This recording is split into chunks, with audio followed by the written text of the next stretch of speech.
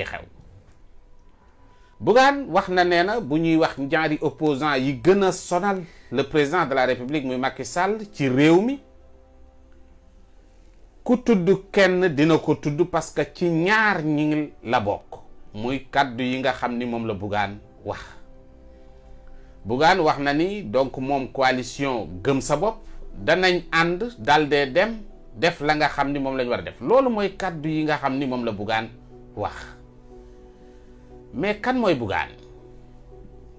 loolu mooy li nga xam ni moom la sénégalais yi war a xam Bougane erreuram bi gën a rëy mooy dafa xamul boppam te nit ki xam sa bopp dafa baax xam yow yaay kan xam li ngay peser dafa baax mais Bougane dafa xamut ba tey boppam parce que Bougane bu waxee ne moom mooy opposant bi gën a sonal Macky Sall ci yan critère la teg yan données la am ba mën cee sukkandiku ba wax ni mooy bokk na ci opposant yi gën a sonal Macky Sall fan la ko war a teg bay tax mu yëkkati kàddu googu di ko wax sénégalais yi loolu moo lay wax ne Bougane dafa yëpp nit ñi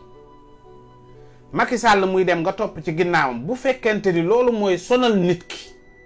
yow tere woo ko mu def li mu war a def Macky Sall nekkoo ci ay calculam bu doon yow kese la bu tëddee nelaw ba yandoor nga ne bokk nga ci ñi nga xamante ni bii opposant bi ko gën a sonal loolu mooy Bougane vraiment tey bi ma ko dégloo dama ne nag kii xamul boppam vraiment xamul boppam te li gën a garaaw mooy xamoo sa bopp te nit ñi waxuñu la sa bopp waxuñu la yow yaay kan parce que nit ñi dañu ko war a wax dëgg quand même parce que xanaa Bougane am na ay mbokk xanaa am na ay jegeñaale lii mooy wane li Thione Seck doon wax ne Sénégal dañuy yar ginaar ba muy mbëkkee c'est que loolu mooy problème bii Bougane di def nii loolu rek mooy li ci ne Bougane fan la war a mën a teg ne moom ci opposant yi nga xam ne sonal nañ Macky Sall la bokk fan la ko teg c'est que loolu rek man moom laa bëgg mu leer mësoo dem élection yow parti yoo baale ma nga parce que bu toon ak Idrissa Seck ma nga jàppale woon musoo taxaw dem élection parce que ba nga demee dañ ne la mënuloo jàll parrainage kon Bougane wax dëgg fa yàlla bu yor sa télé wala nga yor sa rajo suñu xëyee animateurs yi di la joobe journalistes yi naan gëm sa bopp talalal mbalalal nga yaakaar ni nag yow fi mu toll nii taxaw nga déedéet loolu li xew ci mbedd mi du benn wa ilaa nga ne yaa ngi dem ci ay nit léeg-léeg nga jënd ay moto pompe jënd kii nit ña ñëw wala yaa nga yëkkati xaalis joxe la nga yaakaar ni yow représenté nga dara bés boo demee ci urne yi loolu njuumte la Bougane je pense que ni war nga xoolaat say mbir yaa ngi wax ak ay politiciens yoo xamante ni bii bu ñu jëlee dogal jàpp naa ni bu fekkente ni lu ñuy wut ci wàllu politique la waroo def lu dul nga topp ci seen ginnaaw soo bëggee am dara ci politique parce que tarbiyu dafa baax tarbiyu topp ci ginnaaw ay nit baax na wa ilaa nga am passé bu leer ci bopp nit ñi parce que tey Bougane Gueye Dany man su ma intéressé kii Bougane man dafa am benn moment bu ma ko xam jekki-jekki Bougane kenn gisatuma ko xamatuma ci moom dara jekki-jekki ñu ñëwaat ak Bougane journaliste après journaliste Bougane milliardaire loolu laa fi gis mais munuma am dafa am loo xamante ni lëndëm na man ci sama gis-gis ci carrière Bougane les autres yi nga xamante ni ñooy les autres politiciens yi nga xam ni ñoom ngay wax muy Khalifa Sall mi nga xamante ni bi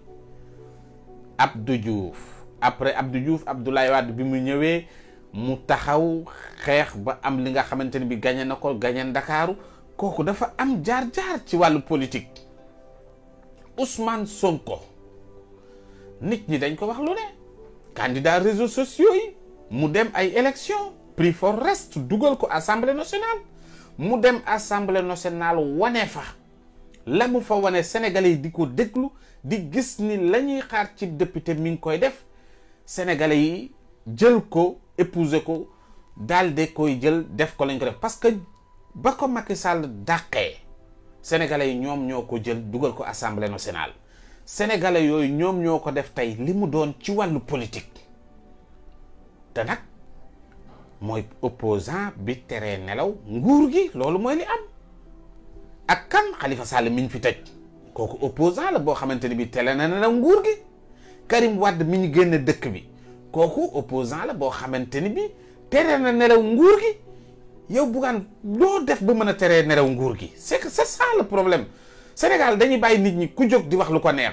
yor sa télé yor say kii di wax loo xamante ni bi vraiment ak li xew ci penc mi mais dara du ci kiiwul li ngay wax amul fenn foo xam ne mën nga taxaw justifier li nga xamante ni bi moom nga wax may opposant bi gën a sonal Macky Sall foo ko teg Bougane nag li mu bëgg yëpp leen la mbokk yi wax naa leen ko ay yoon waxaat naa leen ko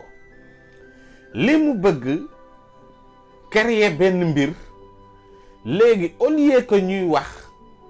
nu ñu def pour kii mais ñu naan opposition bi ñi ngi am ay problème opposition bi amul problème benn problème amu ci ay nit bu ñu àndee politique il faut que nga tekki dara pour mën a bokk ci ñiy jiitu mais boo tekkiwul dara mënoo bokk ci ñiy jiitu doo jiitu dañ lay jiital Bougane nag représenté wul dara politiquement amul lenn lu mu représenté mësta dem élection amul fan la am doole dama bëgg rek ñu wax ma ne ma Bougane fii la am doole fan la am doole ñi ngay waxal nooñu ku ci nekk dafa def ay preuve defoo benn preuve nga bëgg a taxaw tey am noo xamante ni bi yaa ngi koy expliquer non je suis désolé quand même